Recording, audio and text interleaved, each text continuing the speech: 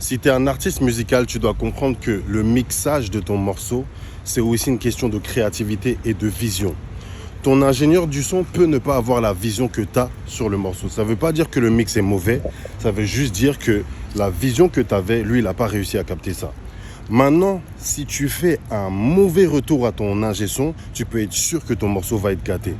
Voici la meilleure façon de faire un retour à ton ingé son pour obtenir le meilleur résultat en termes de mixage. Déjà, premièrement, il ne faut pas répondre avec les émotions. Peut-être tu es frustré, mais garde cette frustration et fais un retour qui est constructif pour que ton ingé son puisse te donner un résultat aussi constructif. Déjà, commence pas en lui disant « Ah, le mix est éclaté.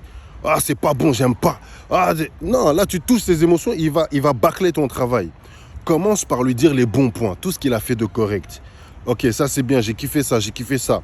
Par contre, j'aimerais bien que tu changes ça, j'aimerais bien avoir le son de comme ça, j'aimerais bien que la voix sonne comme ça.